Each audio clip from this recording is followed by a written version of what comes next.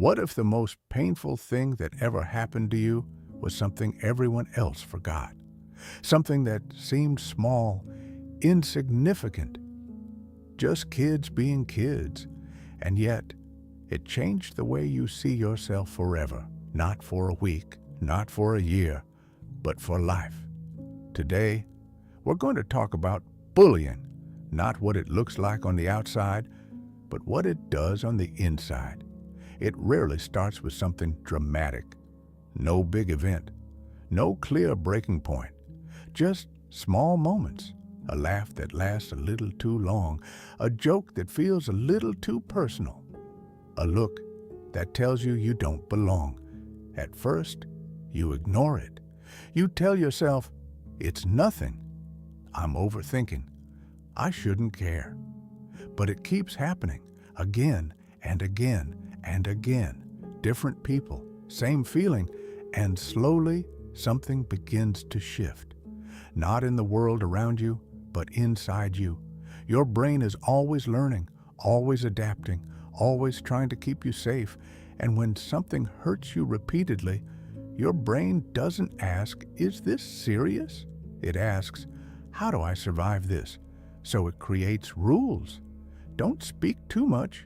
Don't attract attention. Don't say anything stupid. Don't be different. And then, the most dangerous rule of all, something is wrong with me. This belief doesn't arrive loudly. It doesn't announce itself.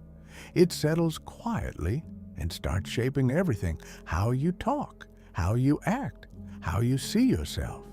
Years pass. The school is gone. The people are gone. The situation is gone. But the program is still running. Now you hesitate before speaking. You replay conversations in your head. You assume people are judging you, even when they're not.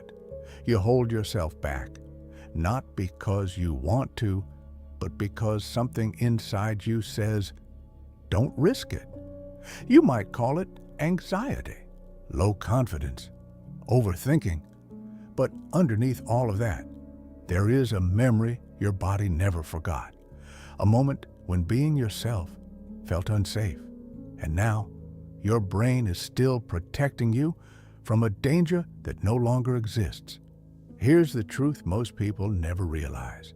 That voice in your head, the one that tells you you're not enough, is not your voice. It was built out of repeated experiences, out of moments when you felt rejected, embarrassed, small, and if something was built, it can be rebuilt. But first, you have to see it. You have to notice when you're reacting to the present as if it were the past. You have to question the thought, is this true or is this familiar? Because not everything that feels true actually is. Healing doesn't happen all at once. It happens in small, uncomfortable steps.